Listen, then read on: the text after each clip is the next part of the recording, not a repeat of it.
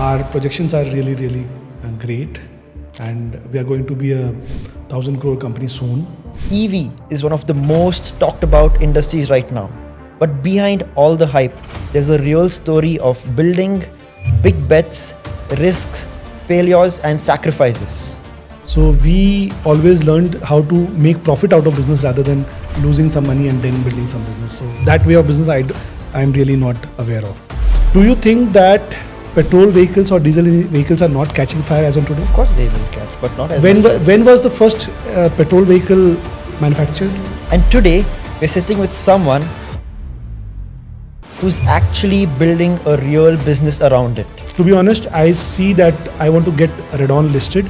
That is one definition of me being successful as a business person. Do we see that happening in the foreseeable future? Yes, we have a target of getting it listed by 2 years. 2 years you're going to get it listed? Yeah, 2.5.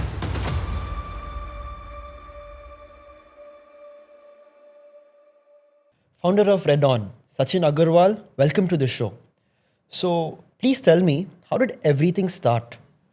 Okay, basically we are from Haryana. And we shifted to Bangalore long back in say 2000, 2001. We just started with a very small business at Lal Bagh Road. And we used to deal in parts of batteries like battery plates, separators, boxes. We used to deal in. That outlet is still there.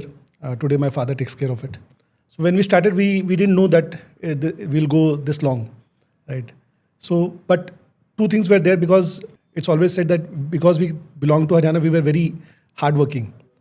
And our earlier days were not so easy, just like any other child or something.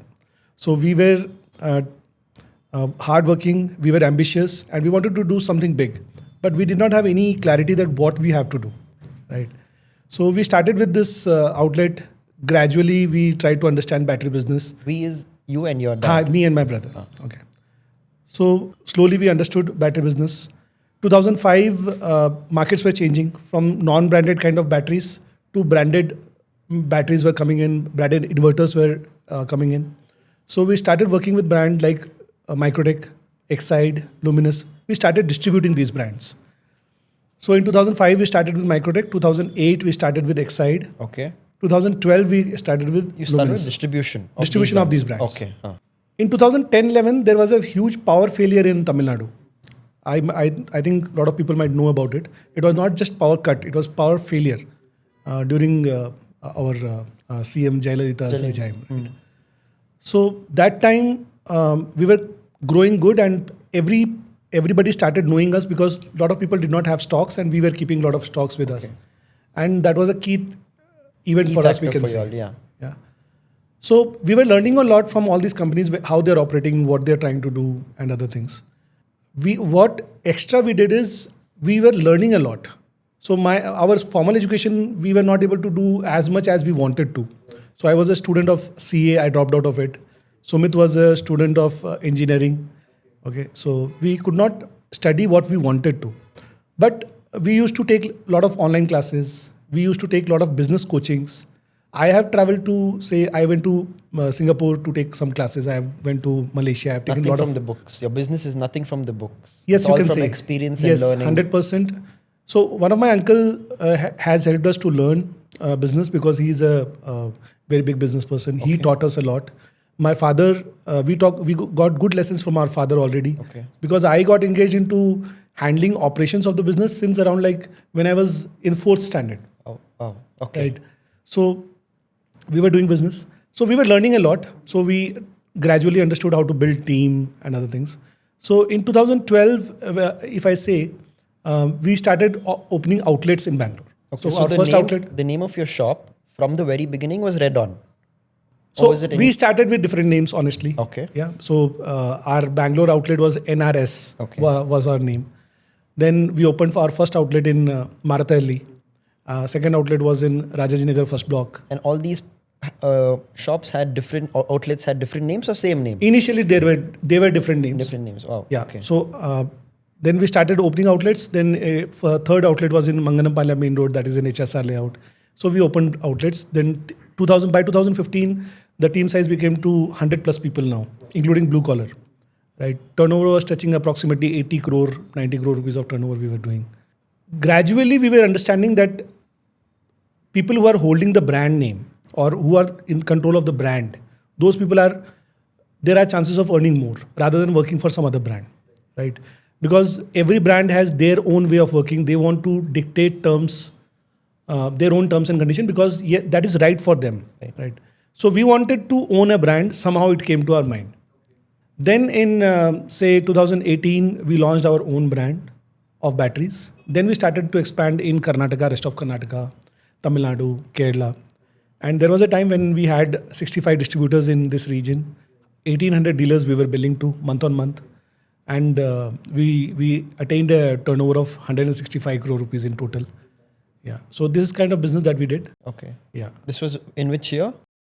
So 165 was in 2020. 2020. So when did this name Redon was incorporated? See, since around 2012, 2013, we started using the brand name Redon. So initially we used it for lead acid batteries.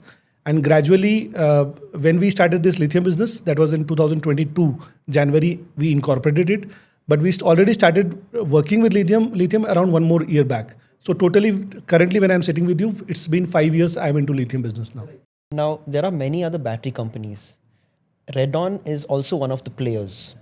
What is your USP? First thing is that initially when we started the business, we didn't have much technical know-how of the business. One thing is that I already came from battery business, right? But lead acid battery and lithium battery was completely different. Can you please explain the viewers what's the difference between lead acid battery and lithium battery? So lead acid batteries are those batteries which we use for home. You might have seen that in home inverter, you put one battery, which is approximately 50 kgs of battery. You have some liquid inside it. That is a lead acid battery. Which you for UPS and all. Yes, inverters and UPS, yeah. And lithium batteries are those batteries which you are talking about, electric cars, electric scooters, what we are talking about. Okay. Whatever batteries are there inside that, those are lithium batteries. Lithium battery. Yeah. Okay. Yeah. So these are dry batteries basically. Most of the cells right now, a lot of companies have started manufacturing in India, but still a major dependencies on China right now. Right. Okay. So these are the two inverters and batteries. So 2021 we started, and you asked about USP of the batteries. Yes. What's the USP? So first thing is that the process and quality control what we have gained over a period of time. That is my core USP. Okay. Now there are people. So right now we have put one plant in North India now. Okay. Okay. So there are a lot of people who manufacture or assemble lithium batteries in a 10 by 10 room also. All right. Okay. But what they are not understanding is just buying cells or buying the box and buying a BMS and assembling into box. That cannot be a good battery, right? So in with us, what is happening is first thing that we check is that suppose we have to do a spot welding on the batteries. So we check how much milliseconds that the punch will be there and what will be the strength of that punch will be there. So everything is being controlled. Every day we check whether the spot weldings are happening correctly or not. So every step we have a quality control there. So that's our biggest USP. Yeah.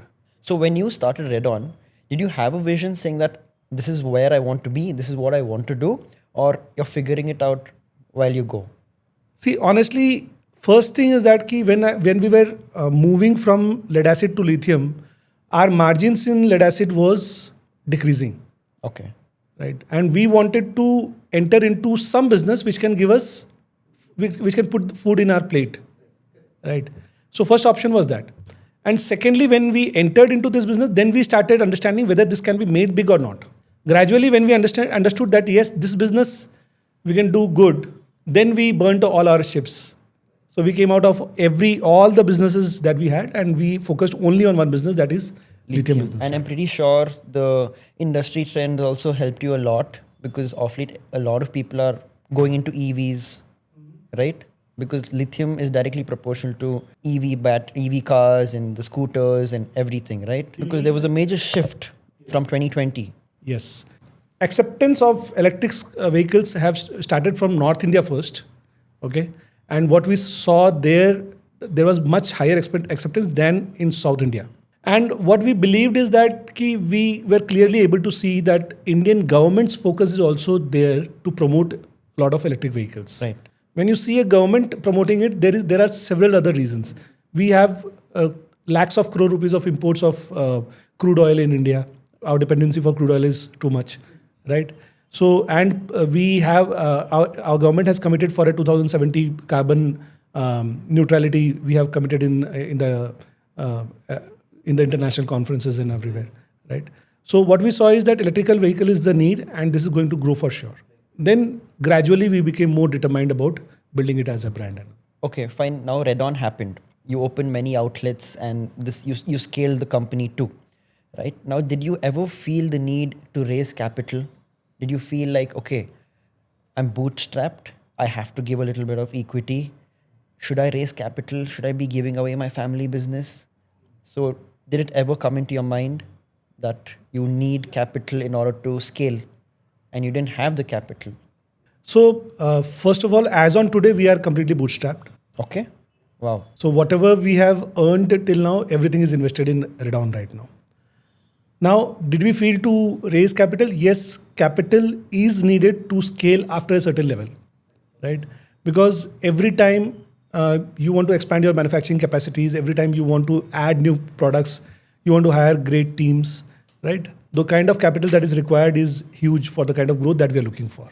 So that is for sure that it is always seen. Right. Who are your major buyers? We have focused in two segments basically. One is the electric scooter manufacturers.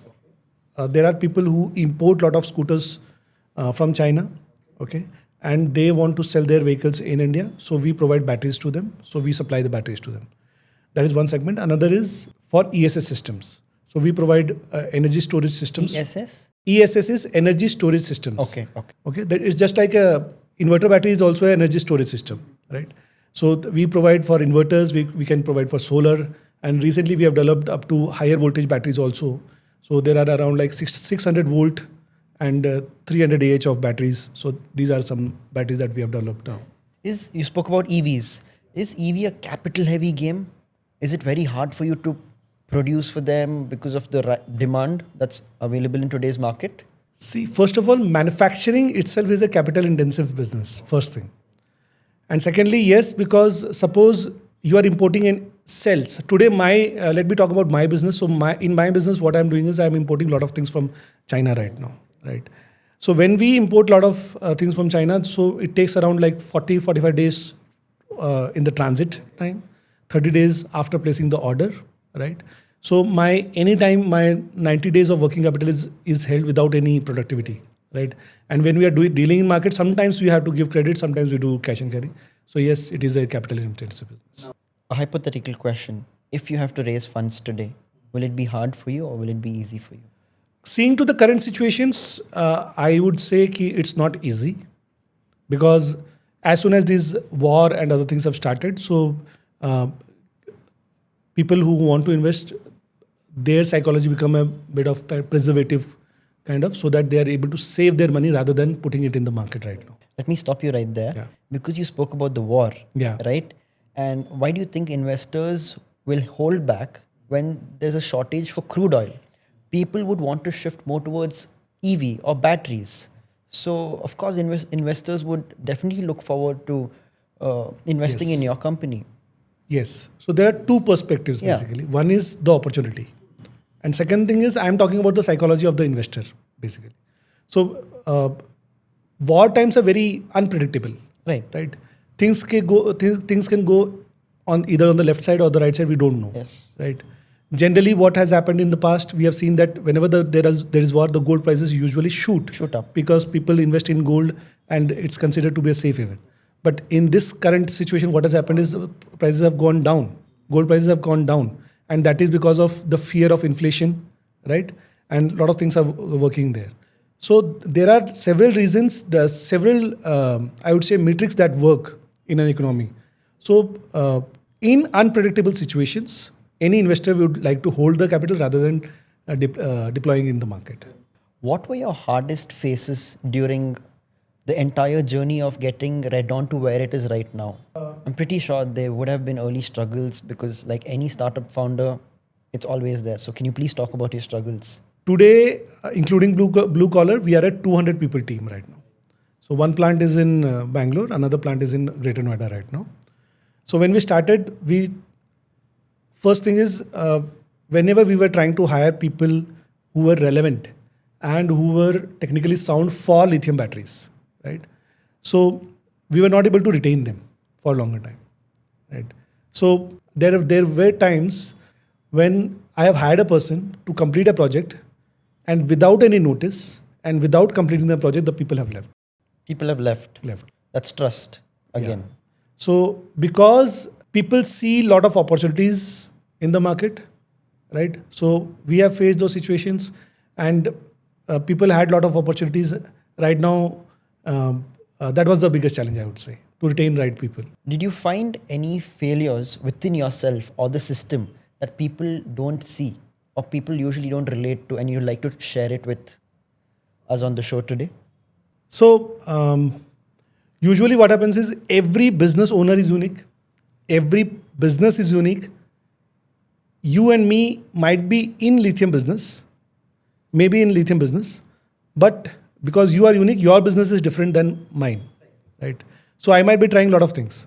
So there have been multiple places where out of say 7 ideas which I was trying to implement, 2 times I failed very, very badly, right? So suppose there was one machine that Was we it bought. that moment where you felt everything will fall apart? A lot of times. You have felt it. Yeah. You were saying. So machine. when we started this lithium business, we are 3 co-founders of this business. Right, okay. Initially, we were trying to focus on a lot of things, and because we were ambitious on doing a lot of things, so there were a lot of clashes in duties and responsibilities. So gradually, we built very high clarity that Sumit sees after finance and the Bangalore plant. My partner Rajesh, he looks after the sales and business development and some procurement part also. I take care of the north plant of the business. But this is not as easy that I've told you. What is the designation that you hold? I'm the co-founder of the business. Co-founder. But as a co-founder, do you actually feel like a co-founder? I feel just like when I enter into my office, I am a server of the business. Yes. Okay. Right. That's So what there I is a wanted to team. know. Actually, they have to succeed, not me. So I try to find out their problems. What are the problems they would face to reach a certain goal? Okay. I ask them what is the challenge they are facing. And my only target is to solve their problems first. Did shutting down ever feel like an option ever? See, shutting down, first thing is till today, we haven't faced any such very high situation. But there is always some time that you feel low about some businesses, right? But what we have understood over 25 years, I am into business now. So what I have understood is businesses take different shapes in the during a longer time of time frame. Tenure, yeah. Yeah, tenure. But it doesn't stop. When you see this lithium business itself in India, so initially a lot of people who started earlier than us, they were highly focused on electric two-wheeler business. Gradually now a very large market of ESS has opened up. Container solutions are opening up, right? Three-wheeler business has opened up. So the two-wheeler business has not stopped. Neither the lithium factories have stopped, right?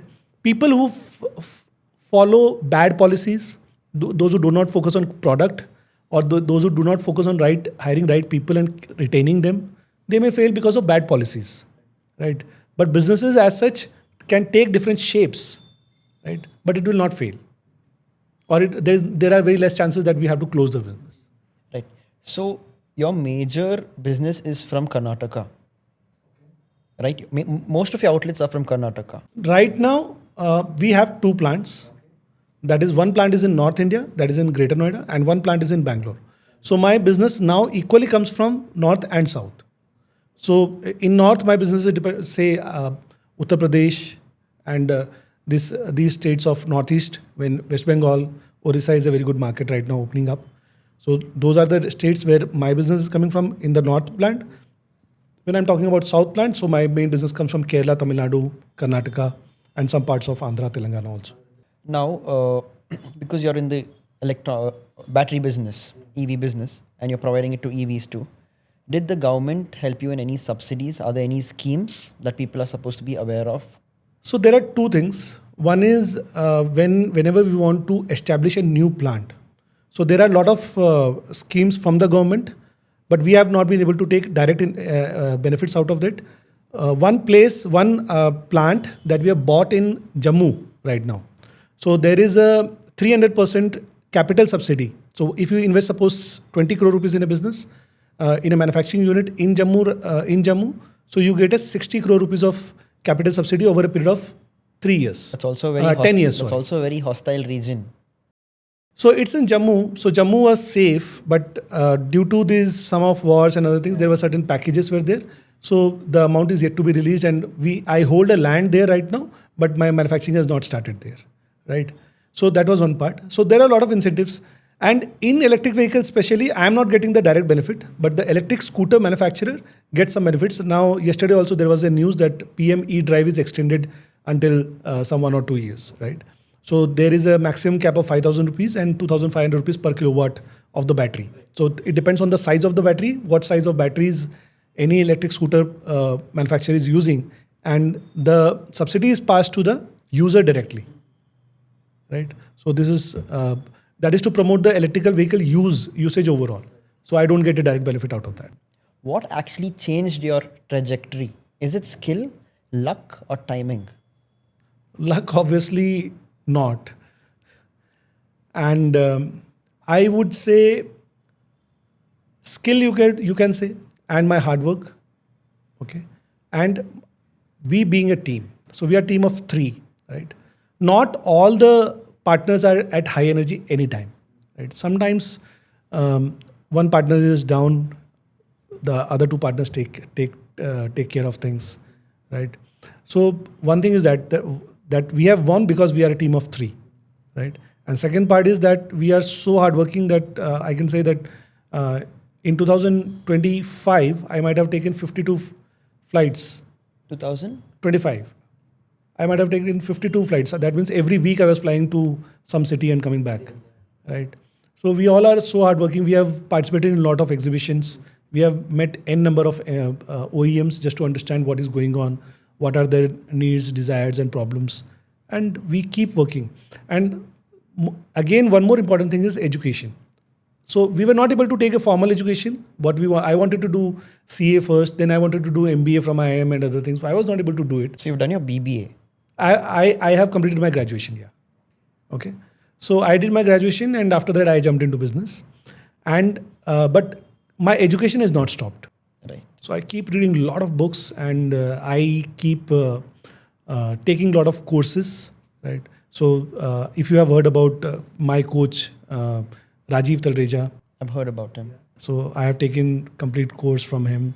I've learned a lot of things from him. You said you read a lot. Tell me 3 books you would recommend that everybody has to read, irrespective of who you are, what you do. 3 books everybody has to read.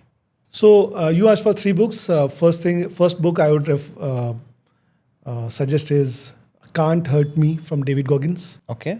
Second is Be Useful from Arnold Schwarzenegger. And another book is The War of Art. There are 2 books. The one is Art of War. I'm not referring that. I'm talking about The War of Art. These 3 books I think anybody should not miss at all.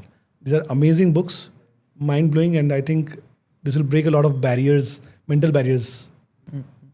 Are you happy with how Redon has grown over time, or did you plan, like, did you have a different goal that you have to be here, or you have to have this particular growth or profitability or revenue at this particular financial year? Or are you happy with how Redon has grown over time? See, as an entrepreneur, every quarter, every 6 months, I get disheartened on certain things. But when I see a longer picture of last 5 years, I am truly happy wherever we are. Our projections are really, really great. And we are going to be a 1,000 crore company soon, right? So we have a plan to do it. And our dedication, our hard work, and everything, our vision is very, very clear that how we want to do it. So when we see for a longer term, then I'm really happy. Are you seeing profitability yet? Or we are a profitable company. You are a profitable company. So because I come from a traditional business background, so we have not learned doing business in losses. Losses, right? And I'm pretty sure you've not learned business from books too, because you've always, since fourth grade, you've always been. We have had teams. We have paid huge amount of rents, and we have good infrastructure in places. So we always learned how to make profit out of business rather than losing some money and then building some business. So that way of business, I'm really not aware of. You mentioned one EV scooter that you're supplying batteries to. Do you mind mentioning who are you? Who's the player that you're supplying? So we are not supplying to tier 1 brands right now. Okay. Tier 1 brands, I mean to say Ather, Ola, TVS. Right. So these are bigger brands. So there are tier 2 brands wherein companies like Odyssey is there, and there are a lot of other companies are there. So we supply to a lot of companies out of there. What separates companies that survived versus those that did not survive? So there are two classes of entrepreneurs that I've seen. There are very, very highly intelligent engineers who come into business. Okay. Some out of this, I'm not generalizing a statement, but some out of them, they are not able to take the business out of, they are not able to understand the business out of this engineering. They can understand the theory. They can understand very, very good in engineering. They can build great products. But when it comes to manufacturing, when it comes to managing expenses, when it comes to hiring great teams, when it comes to taking profit out of the business, I have seen people failing miserably. One was that. And there is another class of entrepreneurs wherein people who are superb in business, but they do not understand technically. Their focus is just that sell and make quick money. So we need a balance of these two. We need to understand that product is the ultimate thing that is going to work. And we also need to understand that to sustain a good business, I have to take care of the balance sheet. Right. Now, you mentioned two factors, two stories of whether founder is good in engineering and he's not that good in business. If you have to put yourself in one shoe, which shoe would you put yourself into? So I am a great business person, but I am very, very clear that my business will stand only on basis of right product and a problem-free product. And that is the basic thing of any business. Because whatever I come and speak, whatever my marketing team does, right, it can get me customer once. If I want my customers coming to me again and again, my product has to speak. Right. For sure. That Absolutely. there is no option for that. Absolutely. Because you're in the product-based business. Yes, 100%. So your product has to be bigger than the founder. Yes, undoubtedly. 100%, right? Because when someone says battery or EV, I mean, Redon has to come, not Sachin. Yes. So the thing is that battery is a very sensitive product, right? You might have heard a lot of fire cases. Yes. When initially a lot of batteries were coming to India, cells were coming to India, people did not know what kind of cells they have to buy. Because cells, this is a Chinese technology, let me be very upfront. This was developed by China. This was completely developed and everything is done in China. So the temperature there, the climate there, their conditions of the roads, traffics, everything is different than India. Right? So I have spoken in my earlier conversations with other people that there is a lot of difference between India and China. So the BMS also, the battery management system that was used in the battery, that was also completely designed for China. Gradually, when people understood that these are the conditions in India, every 30 seconds there will be a brake, every 30 seconds there will be a torque, right? There are potholes, right? There are a lot of traffic signals are there. So, and the temperature, the differences of in different regions, there are a lot of difference. So whatever data is collected over last 3-4 years is taken back to the programmers of the battery management system. Now it has been improved, right? So ultimately that we need to understand that over a period of time, if I'm not learning what is Indian need, right, I will not be able to succeed. So my focus has to be build a great brand, Redon, but whether it is serving people's need or not. Right. Is the EV battery space getting overcrowded looking at today's market scenario? See, the demand is going to be huge. Of course, there are a few big listed companies like Exide and Amarajra. But apart from that, do you feel it's getting overcrowded? That's what I'm coming to. Yeah. My answer is that the demand is going to be huge. So the companies like Exide, Amron or any big company alone cannot serve that demand. There has to be multiple players. Now, is it overcrowded? It is all about demand is going to be there. A lot of people have to be there, are going to be there in the market. Competition is going to be there. Margins might be low, but the bulk, the quantity of the requirements are going to be huge. So it's a good market to be. Are Indian players competing locally or globally? When it comes to tech, right, whatever we have developed till now, we are at certain stage wherein we are competing globally, right? Yeah, because there are products which India is selling to, say, South Africa or a lot of African markets, Middle East, right? So when we are getting sales or when we are getting certain products, suppose we are getting sales from China, right? And India is trying to create its own cell technology. So we may not compete or we may not master in complete cell technology, but there are several stages in the cell manufacturing also. So there we may master in certain parts of those technologies. Right. What's your unfair advantage in this sector, in Redon specifically, in the system or in the work ethics of Redon or anything? What's your unfair advantage? What's your company's unfair advantage? 25 years of our experience being into battery business is our advantage. My network, I have connections in any part of India, any city, any big city of India. Say, let's start from Guwahati. Tell me about Kolkata. Tell me about Patna and Kanpur, Nagpur, Kanpur, Lucknow. Tell me a place in Haryana. So we have deeper connections. These are not just like touch and go kind of connections. I have very good deep connections in these cities. Yeah. Now you have a plant in Greater Noida, you have a plant in Bangalore. They are two different states. In India, what I've heard is 29 states, 29 different countries for all business owners. Is that true? See, fundamentally, we all are Indians. Right. But of course, each. You might have seen a lot of brands already in India, right?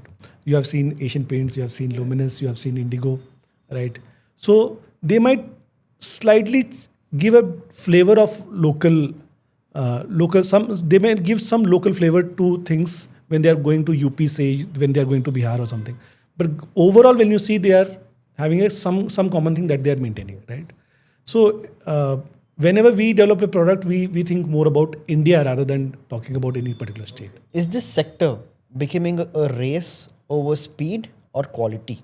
I would say it is both, because first thing is this is not a simple product. First thing is highly engineered product it is, and we cannot take risk here. And very capital intensive. Capital intensive, and we cannot take risk. Now there are people who take the electric scooter battery to their home and try to charge it. Oh, okay. They remote from the scooter. Yes. So there are batteries. Even we manufacture some batteries, they can take it home and charge it. But there is always a risk when they are charging the batteries at home, right? So we have to be very, very careful that product quality, the kind of cells that is being used, the kind of battery pack design that we have made, the kind of material, FRP kind of material that is being used, everything we need to be very, very careful. We need to understand what kind of processes we have been implemented. Are the batteries tested or not tested once the battery is done, right? So quality, though, there is no choice at all. And even from compliance side also, so there is AIS 156 is there. I have to follow all the compliances. So one battery which suppose you are driving in any scooter which is on the road, you cannot just build a scooter and sell it in the market. You need to get it approved from the government authorities, right? And every part of that scooter is tested several times. Even let's take an indicator of the scooter. So that indicator has some standards, and the test what ARAI or ICAT are the authorities. So they test it properly, then they give the certifications. Similarly, when I'm manufacturing a battery, my battery goes through 52 tests. So there is a pin penetration test is there. There is a drop test from say 3 meters or 5 meters of height. There is they increase the temperature of the batteries and test it at what level there are. A lot of 52 types of tests are done, and then these batteries come back to me once approved. Then I start manufacturing of those batteries. Have your batteries ever failed in any of the tests up until now? Failure is a part of progress. So I have failed while developing a lot of batteries. We have set up a timeline of say 2-3 months, and it has taken 6 months or 12 months to complete the complete battery pack, whatever we were trying to design, right? So failure, we have failed, but ultimately today my 6 to 7 batteries are AIS approved batteries. We have for 2-wheelers, for 3-wheelers. We have some batteries which are BIS approved batteries. Some batteries we have developed for drones. Oh, okay. Yeah, so that is very interesting thing. So when we were developing systems for drone, after developing batteries for automotive, so there are a lot of safety protections are there in the automotive batteries, right? But here there was some very, very specific requirement that came from drone manufacturers. What they wanted is, example, I would say, ki when the drone is in the air, and if there is some heat or there is some temperature raising in the battery, in automotive what happens is there is a cutoff. So that means if the temperature is raising, the battery would cut off and you will not be able to draw power from it. But in the case of drone, you cannot do that. So this has to inform back to the user or pilot, and once he is getting that emergency signal, he has to bring down the drone and then act on the battery, whatever he has to do. So we had to remove those features and add some further features, and we had to do a lot of algorithm wise, we had to do a lot of changes in that. Do you drive an EV? Because you are in the So currently I am driving a hybrid car right now. Okay. So I have not switched to 100% EV. Why not? So I'll come to that. One of my partner, my brother Sumit, he drives he has an BYD vehicle right now. So you don't want to get into EV? See, practically, I am staying in an rented apartment in Noida. Okay.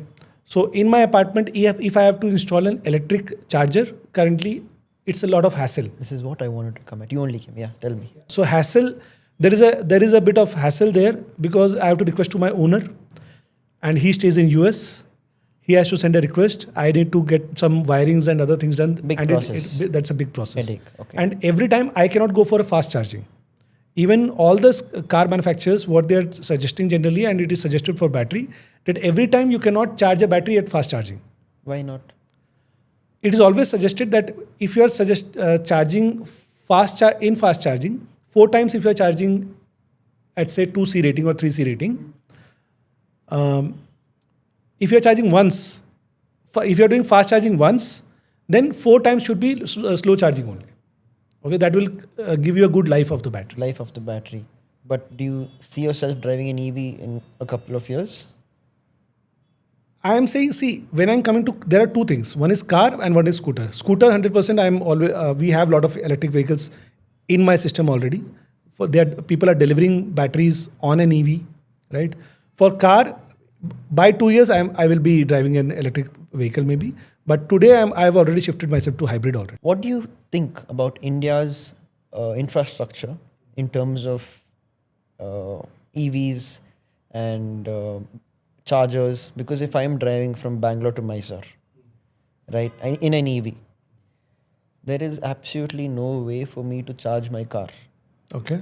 So what do you feel about the infrastructure? Do you think it has to be improved a lot more for EVs also to boom? So it's a kind of chicken and egg story kind of. Okay. So more adoption is needed so that more chargers can be deployed, and more chargers has to be deployed to get more adoption. First thing I would answer is that when you are traveling to Mysore, I think there are a lot of chargers already. We have to find out on the apps, right? Second thing is, I see this scenario not as today. I see it from where we are coming, right? Over a period of 5 years, we have developed a lot, and I see a lot of investments have already been given to charger manufacturers. There are good brands that have come up with big investments, and I see that a lot of development will be done soon. And Indian government is giving a lot of subsidies and other. It's helping a lot. So that's going to be big. You were once upon a time a startup. In today's scenario, the Indian startup ecosystem, what do you feel about it? Is it overhyped? No, see, it's not overhyped at all. I would support and I would say that Indian startup ecosystems are really trying to solve genuine problems of people. So I think it is not a hype at all. There are a lot of brilliant startups that are solving like superb, amazing problems which I am able to see. Example, today Practo kind of company has grown so well, right? And there is I have seen this Healthify as a company. A lot of companies. Matlab Healthify, when I used to wanted a blood test, I had to go to a place, take an appointment, and see that blood tests were so costly, right? Thousands of rupees were needed. Now, when I see after Healthify, all the tests, most of the tests are done at home, right? I have heard about from medical point of view. I use Practo regularly. So earlier, to take an appointment, I had to call, and sometimes we are connected to the right people. Sometimes we are not. Now they are guaranteeing appointments in top doctors, whomever we want to take appointments from. So great environment for overall this thing. Is raising funds today a milestone or a distraction? Neither it is a milestone, neither it is a distraction. I would say this is an unusual definition of things. Fundraising is just the beginning of things. So if I am today, suppose we are raising funds, and if I get say 15 to 20 crore rupees of investment we are looking for, right? So my journey would start from there. I have to hire fresh teams. I have to bring a lot of machineries. I have to onboard a lot of customers. So a lot of things I start doing from there. Nothing is stopping. So neither it is a destination. It's a journey. And when you are getting funds, it comes with a lot of responsibility also, because you are answerable to your investors. Are we building real businesses or chasing valuations? I would say generalizing any statement would not be fair for me, right? Any valuation is also not built if you are not solving a real problem. Right.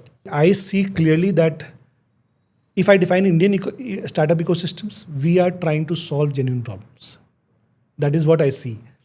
And if I focus on certain wrong founders or some certain businesses which are meant to create something hype or something in the business, then my focus is not right. My focus is only about and on the startups which are doing really good, or who are solving right problems for the people. What's harder today? Starting up or surviving? Obviously surviving. Yeah, actually? Harder in the sense ki, suppose I hit a century when I'm a cricketer, right? I get So I don't become Sachin Tendulkar in a single century. I have to keep hitting it. And after hitting say 32 or 35 centuries, then people recognize then people say that I'm a player, right?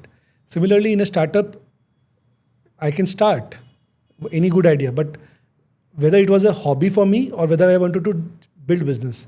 To build business, if anybody is trying to come into business for say 1 year, 2 year or 3 year, he will waste his time, energy and money. Everything is going to waste. Any business takes 5 years, 10 years, 20 years to really. I have seen people like there's a startup in the name of Fitter. Brilliant founder, brilliant startup, right? I am seeing it since the time they have been on Facebook, right? Only one community, only on Facebook. And there was also a time when their page got blocked or something, I think so, right? So today it is doing really good, and they are trying to build labs also for testings and other things. A lot of things they are trying to do. Excellent thing. So sustaining is the key. And lot of ups and downs we see in business. It is not a plain upward curve that we see, right? So sustaining is the key every time. And we are in Bangalore. We see that a lot of people from Rajasthan, Haryana come here, try to do business. So I have heard very good thing from Rajasthani people especially. What they say is ki to take out profit from a small business, it takes 1,000 days. They say. And I am saying that to build brand, if anyone is focusing for 2 years, 3 years or 4 years, they should not enter into business. It may take up to 15 years, 10 years or sometimes 20 years even to get the real breakthrough what anyone is looking for. If you had to start again today, what is one thing you wouldn't do?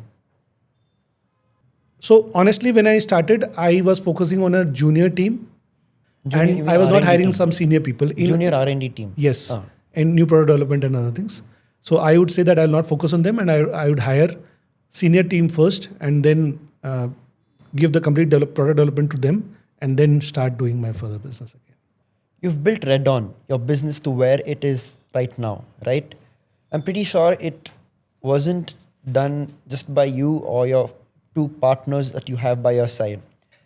You have to have a proper team, right? So, if you have to have a proper team, you also need to have a proper hiring strategy. What is your ideology behind hiring the right people for your business? First thing is the value system need to match with the people whom you are working, starting to work. When you are trying to build something big, you cannot move on another direction. Your team cannot move in another direction. Yeah. So if the value systems are matching, most of the things get sorted. We face a lot of challenges, right? Every day when you are developing a new product, or you are going to for sales, or people are into manufacturing of batteries, every day is a new challenge and multiple challenges we face. If the value systems are not matching, that team itself will become a challenge for us. Do you hire for skill or hunger? Skill is undeniable, but hunger has to be there, because without need, we cannot see a person working with you with that kind of zeal that you are looking for, right? This is a competitive field, and every time I cannot sit on the head of someone who is we have deployed. Right now, I am sitting in Bangalore. There is a team which is working in Greater Noida, and tomorrow there will be a team which will be working in Bangalore plant also, right? So every time I cannot be there. If somebody doesn't have the need, or say hunger, if you are defining, so no motivation can work, no discipline or restrictions can work, right? That hunger has to be there. So skill undeniable it is, and hunger is the another thing. When you're hiring, in the first 5 minutes, how will you know that guy has the hunger in himself? What we do is we try to ask questions from his past. Okay. And one great thing that I have learned is there are two categories of people whom we interview. There is one category of people whose childhood has been very fluent, no much struggle, people, settled parents, aram se every education and other needs were satisfied. There is another set of people who come with bad struggle. Parents were farmers. These people studied somehow in government colleges or government schools. And when it comes to paying fees, after a certain point of time, they had to work first, pay their own fees, and then study. Sometimes I have seen that, sorry to mention that, but parents have expired and they have taken care of their brothers, sisters also. So people who have struggled a lot in their past do have that mettle to stay back in tough situations. Right. Discomfort. This definition we have built it for ourselves, and we try to hire people with good experiences and good struggle, whatever they've done in the past. What's one hiring mistake that cost you a lot? When generally we hire, we see that, oh, this guy looks like a star performer. Hire him fast. So star performer, 20 lakhs package, 25 lakh rupees of package. The person who was working with another organization, something was working for him in that organization, right? That may or may not work here. His value systems were matching with the value system of that organization. It may not match with me or my organization here. So we need to understand ki if somebody is performing somewhere, what have been the reasons? I have seen people who have been doing great with bigger brands, say Exide, Luminous, Live Fast, Live Guard, bigger brands. But when they come to my type of company, they fail terribly. Why is that? Most of the times what I have seen is, I want to be brutal and honest, that brand is doing a lot of work for them. Suppose I am hiring somebody for sales, right? In my type of company, they have to first convince about the company and then pitch the product, then tell a lot about the founders, right? And then convince that I will give them a consistent quality. But in the bigger brands, few things are already sorted. People are already sold with the names, and only lesser kind of effort a person has to do, right?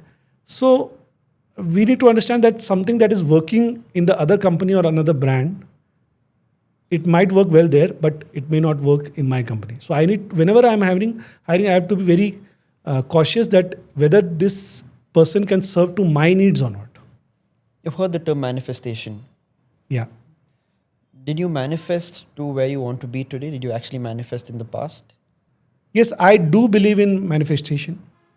Sure, 100% it is the picture that we have built for ourselves from years that we are here today, right? But manifestation without the work cannot do anything. And manifestation backed by work is the most important thing. Along with manifestation, I would like to add visualization. See, what I believe is that we humans are an operating system, just like any computer or this thing. We keep working, we feed in a lot of datas, and we try to take out a lot of results out of it. And when there are a lot of people who are giving the inputs, the system may get corrupted. I, as a person, meet hundreds of people. Some give good feedbacks, some give bad feedbacks, some talk different things we see. We see a lot of social media, and I think that our systems get corrupt.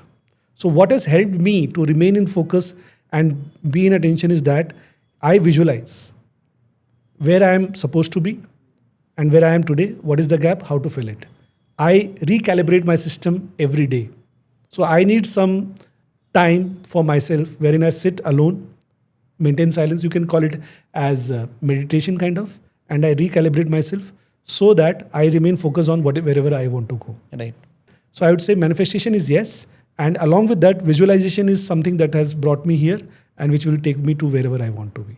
Since you're also a founder, are you more of an optimistic person or a realistic person?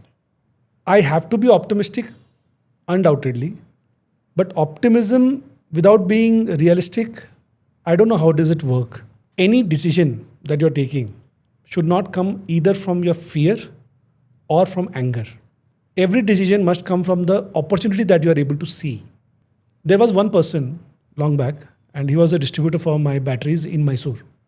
Whenever my salesperson used to go to that outlet, he would say rubbish things to him. Your batteries are not good, and I would not pay right now. He was holding a lot of credits from the company. My team would come to me again and again and say, sir, we are not able to talk to him. He is continuously talking rubbish about the company. Out of anger, what I did is, one fine day, I fired that distributor. I said that we will not be able to work with. But this was a wrong decision I took.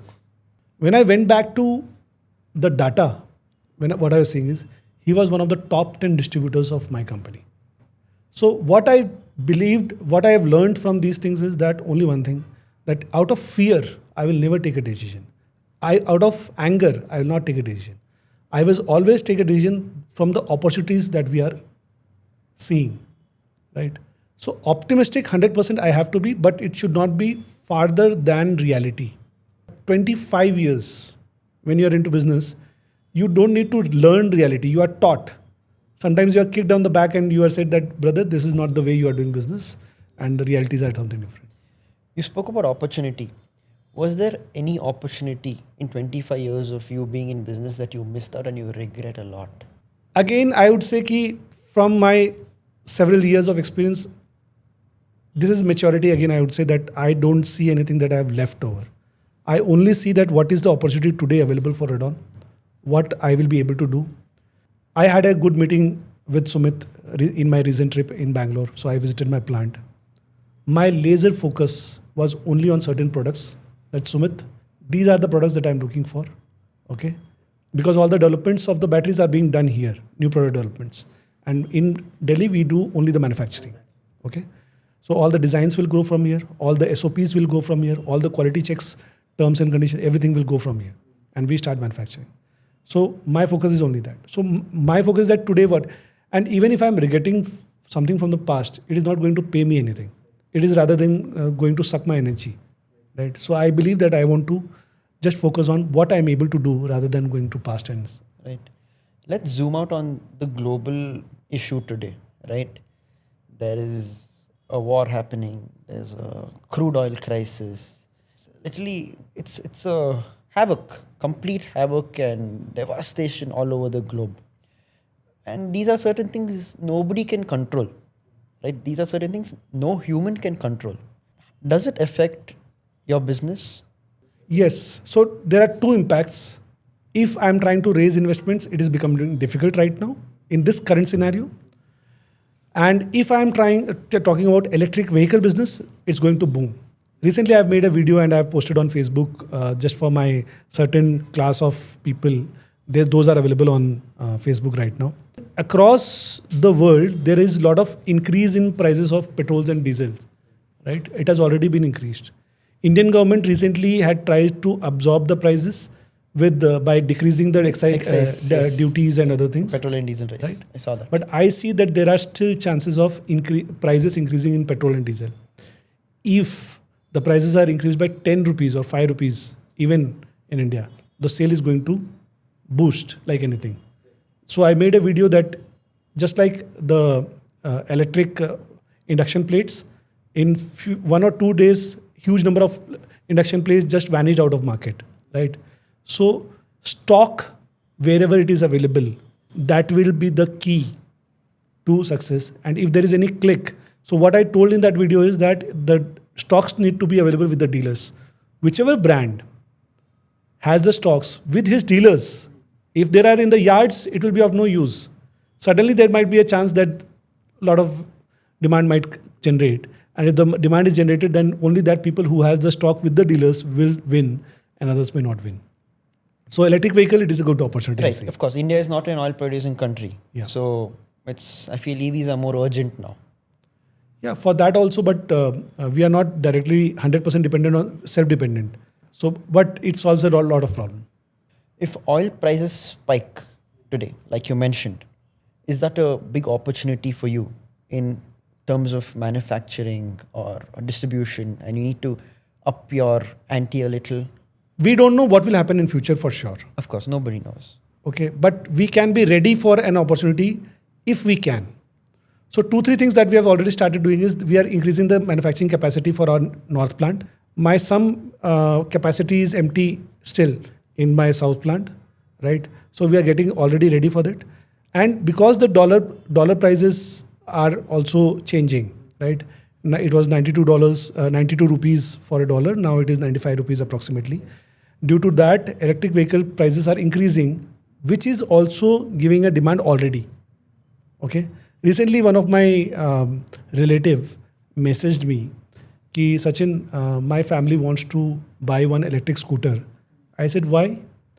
How many kilometers you travel in a single day if you are using a two-wheeler?" They said 15 to 20.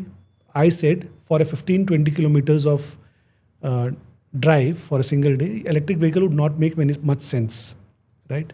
If your drive is say 80-90 kilometers per day, you will be able to extract good value from an electric vehicle. Where was the question coming from? Yeah. The question was coming out of fear that tomorrow if the petrol, there is a crisis or if it is not available, we need to have one alternate vehicle. And I was absolutely right in predicting that this fear will jump the electric scooter demand, which I'm already seeing it, although I have not tracked the numbers, but my factory is having sufficient orders as on today. Right. That's amazing actually, because I feel in the next 3 to 4 years, EV is going to be a very big thing. And it's going to be a big boom for you and your company. Yeah. Right. Any petrol scooter generates carbon dioxide not less than a petrol car. If we want to have a clean environment, vehicle-wise, so we have to go for EV. So electric scooters are a part of first strategy that we need to focus on. I've seen in a couple of news clips and channels, few clips and newses about Ola scooter, right? Where it's caught fire. And Ola is a company where the R&D, marketing and manufacturing is all done in India. So what do you have to say about that? Because you initially mentioned in our conversation that the battery is tweaked and tuned according to the Indian conditions, potholes and temperature, Weather and everything. So Ola's, I've seen a couple of clips on Reels and YouTube and even in the news. So I have a counter question to you. First thing is that any technology, when you are developing, it goes through several stages. First it is very, very initial amateur stage, then it is developing, and then it comes to developed. When we compare an electric vehicle industry, how it is compared to? It is compared to IC. That's a petrol or diesel engine, right? Do you think that petrol vehicles or diesel vehicles are not catching fire as on today? Of course they will catch, but not as when much as... When was the first petrol vehicle manufactured? I have no clue. And that is around hundreds of years back, right? So when the petrol engines were being developed, there were a lot of fires that happened at that time. Okay. So any technology that is being developed, it is in a developing stage, may have these kind of incidents. But when I see the technology levels, I would not mention a certain company that the vehicle has caught fire or something, but I see this as a developing stage of any technology that we are trying to do in India, right? So lithium ion is a powerful battery, okay, that drives a complete vehicle. Suppose two people are sitting, or say it's a family scooter, two people, two adults and one child, and some material also is there on the scooter, and one battery is driving the scooter, and that too for 100 kilometers, suppose, right? So it has got a lot of power, right? If that power is not managed properly, it may catch fire, and if it is managed and engineered properly, then there may not be the fire, right? So it's, I would say, we are on a developing stage, and very quickly we are going to be developed stage, wherein these kind of cases you will not hear much. And the percentage when I see of the fire cases, it's very, very less. I have made some videos, I have shared with people that the fire cases are much, much lower, right? So I believe on Indian engineering, and I have trust on Indian engineers that we'll soon reach a place wherein already we have reached to a certain stage where we feel safe with electric vehicles, but gradually we are moving to a place where it will be 100% safe. Right. Absolutely. Is EV growth today driven by climate changes, or is it driven by economics? I have a very firm understanding of certain thing, that India, if you are not solving something financially or a personal balance sheet of somebody, then environment would always come secondary. This is my personal opinion. I maybe people might think right or wrong about me. Suppose my petrol expense is say 3,000 rupees or 4,000 rupees monthly, and if electric vehicle is not bringing it down, definitely that would not be my first choice, because petrol is easily available.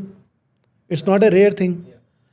If it is not reducing my expenses, or it is not giving me something of ease should be so big that paying money should not become a problem then. So currently I believe that it has to solve money problem rather than ease thing. Ease, right. Right. So on a personal balance sheet, it is impacting. That's why it is going to become a big industry rather than anything else. Say battery cost is, charging and discharging cost is approximately 0.5 rupee, 50 paise per kilometer, and battery cost would be more like 75 paise per kilometer. So the total cost in an electric scooter, I would say 1.25 rupees is the cost per kilometer of the battery and the usage both, right? Wherein in ICE, it is going to be very, very, very high, right? What are the opportunities today you have in the EV industry if someone wants to enter as a employee? We are running short of, I won't say acute shortage, but we need a lot of mechanical engineers, we need a lot of electronics engineers, we need a lot of electrical engineers, we need a lot of DETs, diploma holders also, who are able to understand and take manufacturing part in their hands. So huge opportunity. And opportunities for founders, where there is one space in the industry that's untapped. Quality scooters, the market is huge. Before electric vehicles, the complete market was scattered by few of the brands. But electric vehicle, the kind of technology that is available for people, the industry is giving opportunity to a lot of brands that are going to be. In China, today, there are 130 plus brands that are operating right now EV. in EV. Wow, okay. Right? And India was totally catered by, say, not more than 10 brands. So there is a huge opportunity in the electric scooter industry. Not only domestic brands, not only domestic market. We are talking about international, making in India and supplying it to the rest of the world. If someone has limited capital today to enter into the EV industry, where should they start? How do they go about? So people can start with dealerships, distribution, services. There is a lot of need of servicing of electric vehicles, say scooters or three-wheelers also. That is also needed. So huge number of opportunities. So where is the most amount of money being made? Battery, infra, or services? I think when I'm into this industry, I think that a lot of money is being made and can be made in infra kind of. Let us take machines, right, to manufacture lithium batteries. So currently the market is really, really hot. When I'm coming to machines part, a lot of machines are being sold, a lot of new plants are coming up, and a lot of plants are yet to come in India, right? So a lot of infrastructure will be built, whether it is electrical or something, everything. So infrastructure-wise, there is a good amount of money there. Right. In the recent past, there's been a hike in the silver prices, and I'm pretty sure you're aware about it. There's been a solid hike in silver prices. Everybody want to buy silver, ETFs, or even if it's physical silver. Before it was just gold being the top precious metal. Today, silver is like everywhere. You want EVs need it, solar plants, everybody needs silver.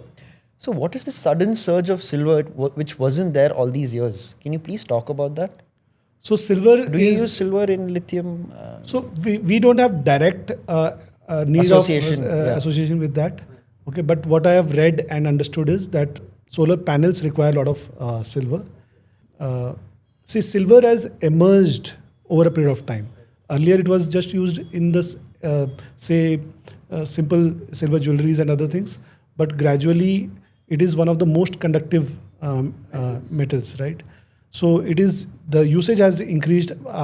This AI is coming up and electric vehicles are coming up. So the market is seeing that when AI, electric vehicles, solar panels need is going to be large, wherein the supply of silver cannot be mined directly from earth, right? It's an addition or additional mineral that is taken out from this thing, right? So silver is not directly mined, and we see that there is a limited supply of silver. That's why the prices are going up. Right. Now let's talk about SMBs versus startups. Why do people ignore the small businesses and look and give a lot of attention to startups? I am a firm believer on SMEs rather than on startups, right? Because I come from that background. SMEs are the real ones who hold the back of Indian economy as on today, right?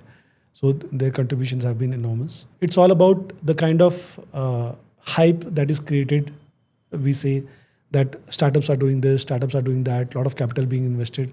But wherein SMEs are something that are silently doing their work, employing largest number of employees in the industry, right? Manufacturing, bringing innovation, and a lot of things. Because you spoke about silently working, give me one boring business that's printing money today. So I see a lot of opportunity in the sheet metal business. I see it as a boring business. Sheet metal. Metal, huh? So if you see a biscuit tin box. Yeah, that's what. Okay, got it. Okay, that's a sheet metal box, right? Okay. So that's such a boring business. Aluminium. But aluminium or sheet metal. Okay. So sheet metal, I see a very boring business, but I see that there is a lot of opportunity there because packaging, boxes, and it can be started with very limited capital also. And I see that if done correctly with right engineering, right, that has a good potential of the business. Right. If someone wants to start small today and scale big, where should they start, and which is one industry that they should choose? Any opportunity in EV industry, I would suggest, right? So I have seen that some people enter into manufacturing very fast. You're saying they shouldn't. Yeah. What I believe is if you think that you want to manufacture batteries, lithium batteries for electric scooter, or maybe for some other usage, and if you think that yes, this business can really do good, first anyone should get the batteries manufactured in their own brand name maybe, or maybe start dealing or distributing that brand, right? Even when I made my own brand in lead acid battery, I was a dealer earlier. I was a distributor earlier. I could understand whether the batteries can really be sold in the market. What is the price that the customer is expecting at? What is the price I am getting at? Right? What works in this industry? What are the needs, desires, and problems of this industry? Okay. What are the seasonalities of this business? Right?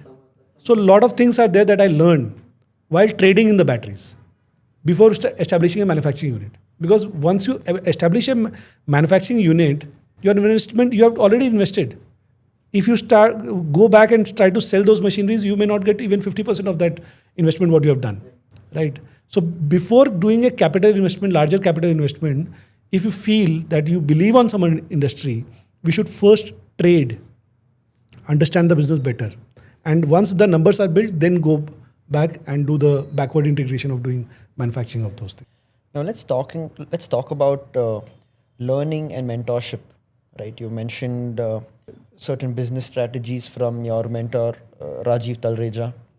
You don't have a degree that backs what you're doing today, right? Basically engineering, and you're already in the business and you're doing extremely well. You've scaled it and it's doing extremely well.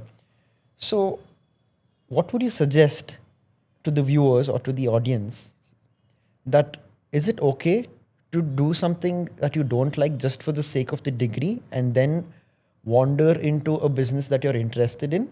Or would you take up a degree that actually means a lot to you and follow up through that? I would like to ask you, Yeah. when you chose to do what you have done after 10 plus 2, were you 100% clear that you wanted to do the same thing? No. Because in India, what I believe is when a student is completing his 10th or 12th, I don't think there are very, very minor percentage of students who know very, very clearly that this is the future I want to build for myself. Once you are completing some degree, suppose our parents insist or the kind of environment has told me that I want to do mechanical engineering, right? So I did my mechanical engineering. Now I would like to understand that what career I want to build. See, you are unique. That is the most important thing that I believe in. People can copy business, people can copy strategy, people can copy product, people can copy anything, but people cannot copy you, right? Now, we need to understand that after completing the education, whenever you are getting the awareness that this is my interest, at that point of time, we need to understand that whatever happens, what I can build in this space, no one else can build. Now that conviction, we need to catch hold of it and try to build from there, because that is going to become easy for you because you are going with the flow. You're not going against the flow. Suppose you have completed engineering. Now our parents are telling us, or your parent is telling you to work for an IT company or maybe some tractor company doing some CAD designs, which is not of your interest. Are you going with the flow or you're going without opposite of the flow? Of course, I'm going against the flow. Against the flow? Yeah. If you're going against the flow, are the things easy for you or tough for you? Definitely going to be very It's going hard. to be tough for you, Yeah. right? What is going to be easy for me? Whatever things I am liking. People may take 2 years, 3 years, 5 years to crack this. What is my conviction? What is my uniqueness that I'm born with? Okay. And what is going to work for me, right? Once you are able to connect with yourself and the business idea, what you are looking to do, once you crack it, then leave everything and start working only Yes, on that. I have to agree with you because I strongly believe in this one quote that says only dead fish go with the flow. So it's very, very important that we need to understand that what is my core, irrespective of the degree I've done. Classic example is there of Harsha Bogle in my times. I have seen him in cricket. He is an IITian. He is an IIM. He has done MBA from IIM. And he made his career in Cricket. commentary in cricket. And when we asked him that has he played any cricket throughout his career, no. But cricket was his passion and he built his career so well and he has done successfully. There were certain things that were not in our control earlier when we were being educated, right? I have seen a lot of kids. One of my cousin is there. She is a doctor. When she chose to be a doctor, she was fulfilling her father's dream. Maybe she did not want to be a doctor, but her father was so passionate about that, my daughter has to be a doctor. She fulfills the dream. But today, when it has come to choose what career she wants to do, maybe she wants to become a digital social media marketing or she wants to become an influencer, right? So she is changing her paths and other things. What's the most valuable lesson you've learned in a very hard way? When I was doing my business in my earlier days, my focus was only on my point of view. My point of view is best. this is the point of view I need to do business. I was not listening to anyone. You're not a good listener. I was not a good listener. One day, when my brother got pissed off of my attitude, he made me sit down. He told me, Sachin, see, when you are sitting in front of me, how much degree you are able to see? I said 180 degrees, from left to right? And he said that when I am sitting in front of you, can I see behind you also 180 degree? Yes, he can. Yes, he can see. So when are we getting complete? When you are seeing your point of view and when you are listening to other point of view, you are able to complete the 360 degree. It became so important. So whenever we are working in partnerships, we are into business, we work with teams. If we are obsessed, it's good to be obsessed of your own ideas, but we have to understand what the other person is trying to say also. I have seen a lot of entrepreneurs. I've seen n number of entrepreneurs, and what I've seen is entrepreneurs are usually stubborn, and they have to be stubborn. They have to be stubborn about their ideas. They have to be adamant on their whatever they are willing to do. But it is very, very important to understand the other person's point of view also. Yeah. If you are not listening to others, that means you are losing the 50% of what is the possibility, right? That's why we read books. Right, of course. Right? One point of view is that what I have learned, that is my experience. And when I'm reading the book, I'm trying to learn from the experience of the person who has written the book. Got it. Now, if you have to approach a mentor without sounding transactional, how do I approach a mentor? So two things I would say. One thing is, has he solved the same problem? Has he already solved the same problem that you are facing for others? Suppose you are facing a problem in HR. Has he solved the HR problems for others already? Has he got the sufficient experience that I expect to solve my problem? Right? And second thing is the value system. Are you open to mentoring? Yes, I am. So people can reach out to you? Yes, 100%. 100%? Perfect. But once it is pro bono, and second is that once if somebody wants mentoring, he has to implement and then come back to me. If somebody wants just for gyan, just for talking, I have seen a lot of people who have come to me, who have met me. They ask a lot of questions out of curiosity, coming from a lot of experience. But I see that a lot of talking is happening. But when I see next time when the person is coming, has he executed something or not? Because, so you're saying execution is key. Without execution, it's all story. And my energy, my time has a value. And if I'm investing it somewhere, I want to see that the person is growing or not. Because that growth gives me the biggest kick. Right? Even now today, when I'm appointing a distributor, I say that if you want to do transactional business, go to any other brand. Give money, take the material, sell, that you are going to do with your own capacity only. Right? But if you want to associate with me, and if you're not growing with me, then there's no value that I'm adding to you. That's a lovely way to put it out, actually. So that is the core belief. हम लोगों ने आज तक जितना भी business किया है, वो बिजनेस का एक ही इथिक्स, एक ही बॉटम लाइन, एक ही चीज़ है कि अगर मेरे साथ किसी ने बिजनेस किया, ट्रांजैक्शनल बिजनेस करना है, किसी भी कंपनी के साथ में जाएं, अगर उसको काम करना है और मेरे साथ ग्रो करना है, अगर मेरे 25 साल का एक्सपीरियंस उसके पास कोई काम आया ही नहीं, तो प्रोडक्ट तो कहीं पे मिल जाएगा ना. राइट? तो मेरी लाइफ का एक ही उद्देश्य है, एक ही only one thing that I want to do is कि अपॉइंट डिस्ट्रीब्यूटर्स. दो चीज़ों पे अगेन लर्निंग माइंडसेट का बंदा होना चाहिए, ग्रोथ माइंडसेट का बंदा होना चाहिए, राइट? एंड मेरे साथ ब्रांड बिल्डअप करने के लिए रेडी होना चाहिए. अगर रेडी है तो इन्वेस्टमेंट अगर कम है तो चलेगा, और वहाँ से उसको पिक करें. पिक करने के बाद में हम दोनों मिल करके ब्रांड को डेवलप करें. उसका ग्रोथ होगा एंड मेरा फोकस उनकी ग्रोथ पे होगा. अगर उनका ग्रोथ हो गया तो मेरा ब्रांड का ग्रोथ ऑटोमेटिकली हो जाएगा. This is the core principle of doing my business.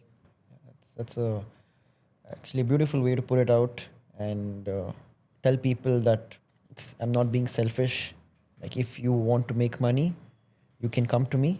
It's not only about me making money. You can also make money along with me. Yeah.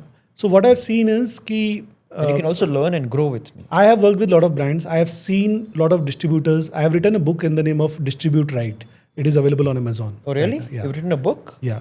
So my second book is upcoming, India's EV Uprising. Wow. Yeah. Okay. Now, when it comes to distribution, their point of view is that their dependency has to be on multiple people. It cannot be dependent on one or two people. Suppose one distributor is giving me 100 crore rupees of sale.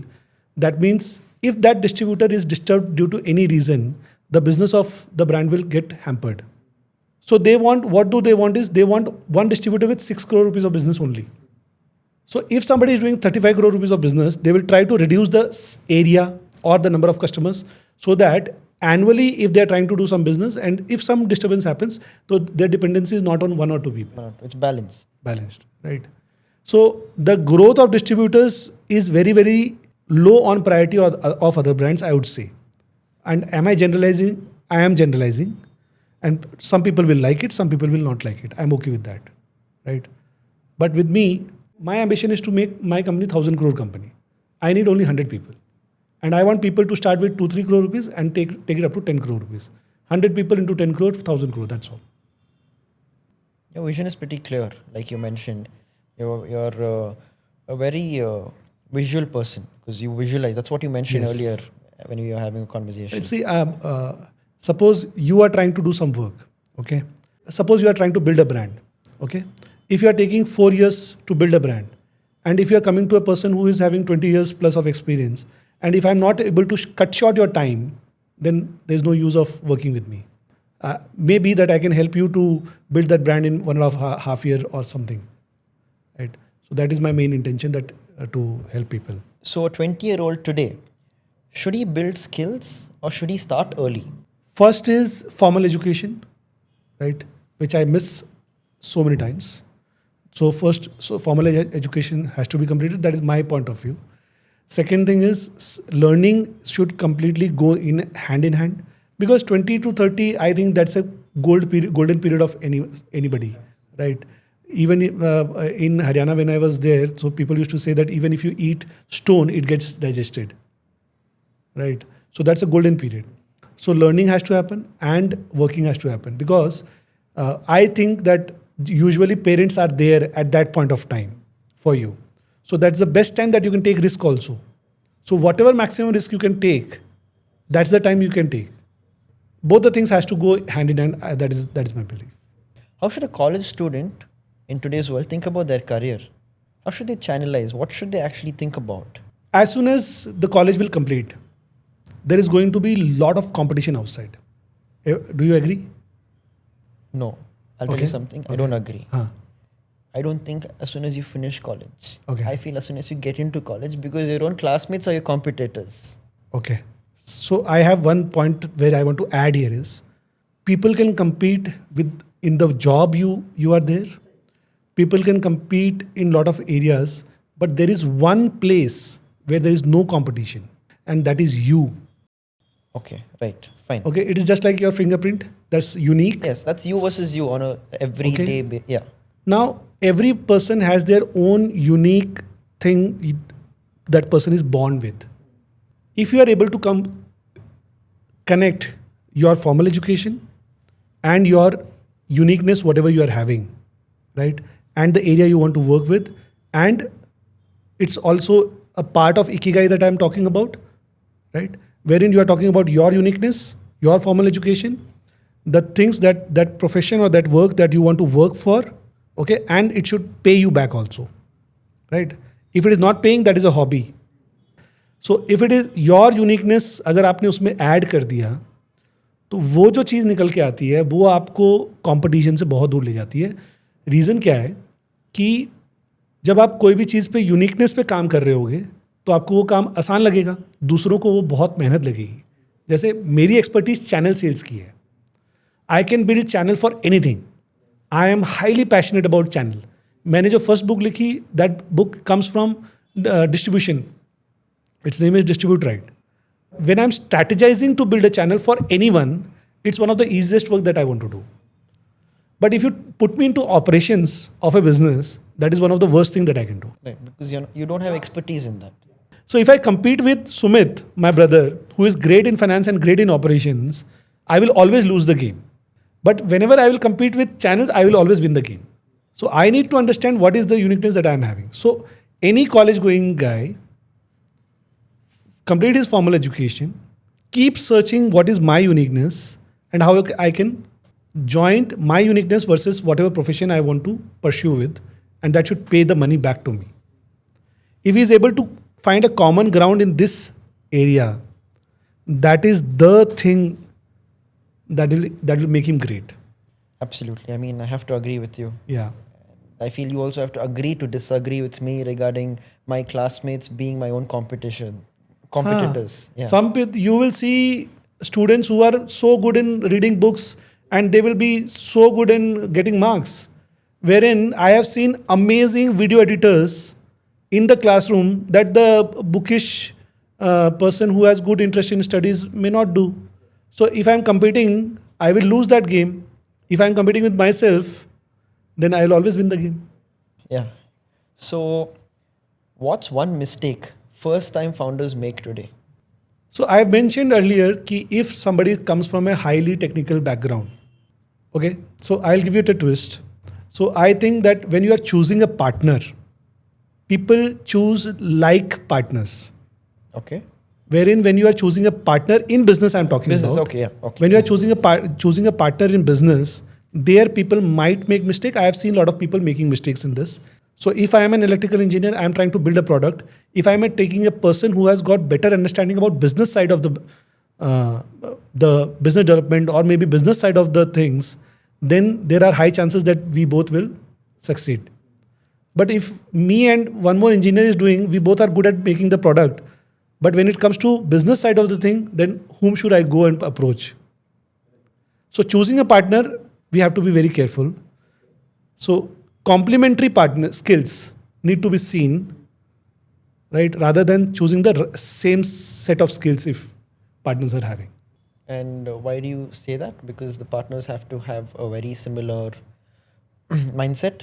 I'm not talking about mindset. I'm talking skill set. Skill set. Okay. Huh. I'm talking about skill set.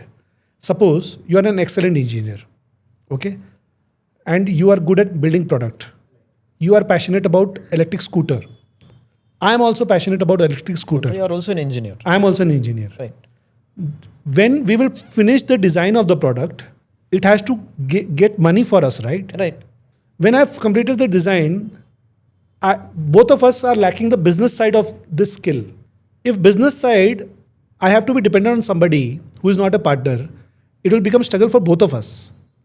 And suppose I am good at designing a scooter, I am building my own team. You are great in building a business side of it, manufacturing, operations, selling, marketing, that side. Then once the product I am completing with my team, you will go and sell the product or you may raise investment. Both are complementary and you are able to do the business, right? We both are able to build something. But same skills will not, right? So I think that complementary skills, when you are choosing to find a partner, that business partner, that is something that we need to look after.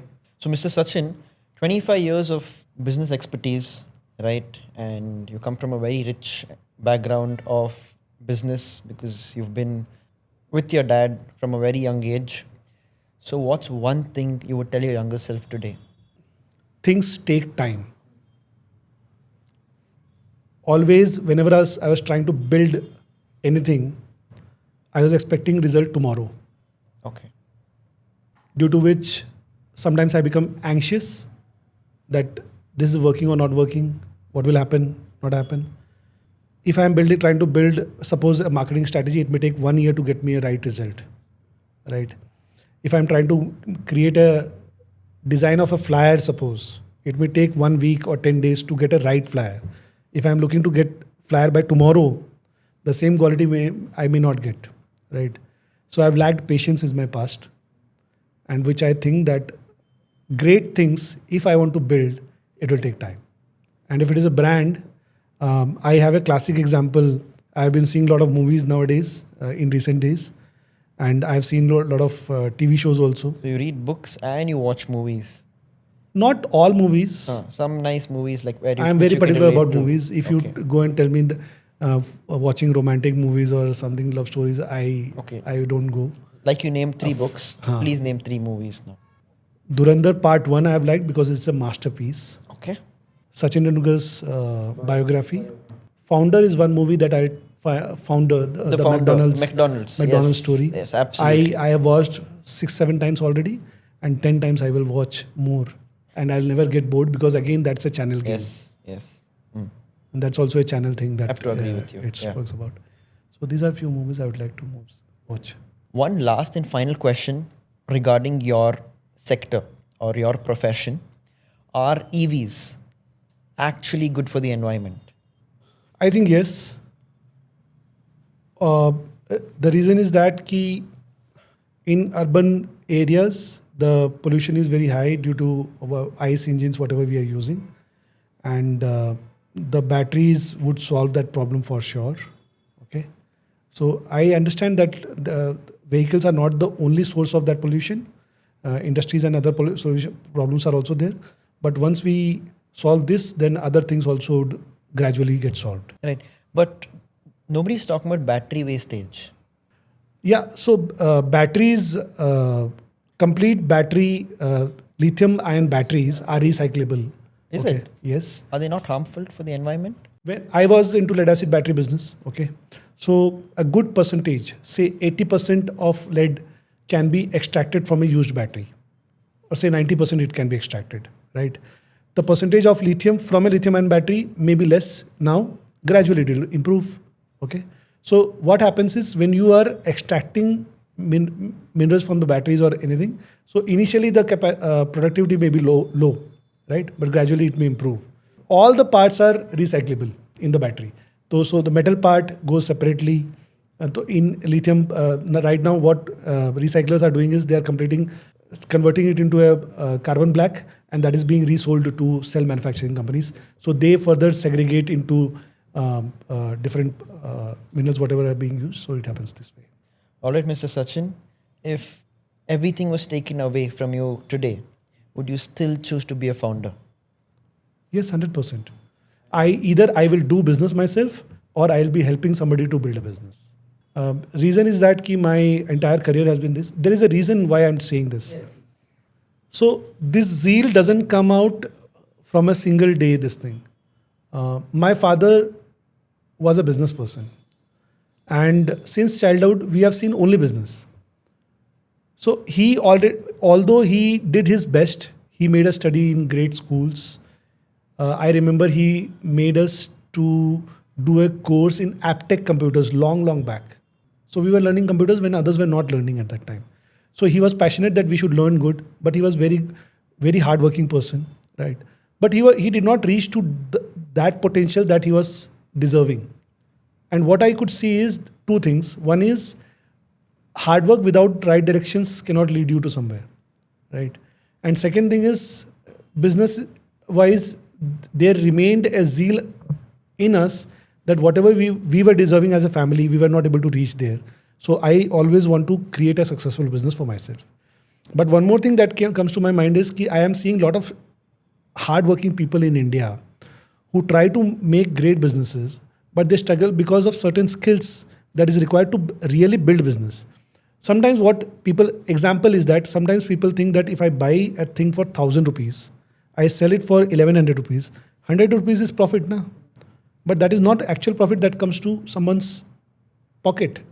There are rent, there are salaries, there is interest, there are a lot of expenses. And if you are able to complete that X number of transactions, only then you are able to make profit. Otherwise, you are not able to make profit, right? Sometimes, not sometimes, I have done a lot of dealers meets and distributors meet. I ask people, are you calculating your profit? And in how many intervals you calculate profit? Most of the answers was that they don't know their real profit numbers, right? What do I mean? I mean that Indian entrepreneurs who are hardworking, if helped by mentors or consultants or coaches, they will be able to do much better than whatever they are doing right now, right? So either I will be building business for myself, or I will be helping people to build their business. Right. Do you consider yourself as a successful businessman today? To be honest, I see that I want to get Redon listed.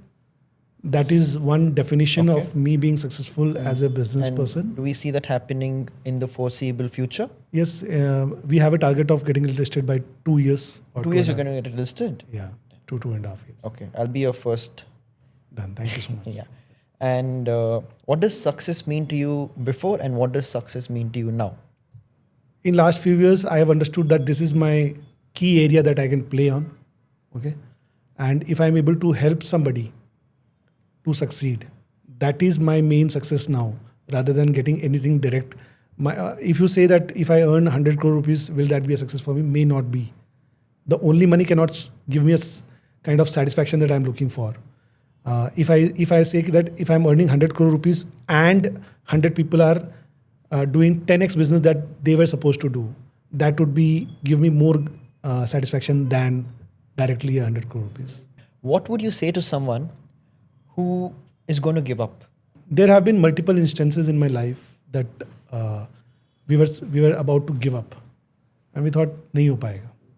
अगले दिन सुबह उठते हैं, workout करते हैं, और there are two things that I separate, which I learned from one of my mentors.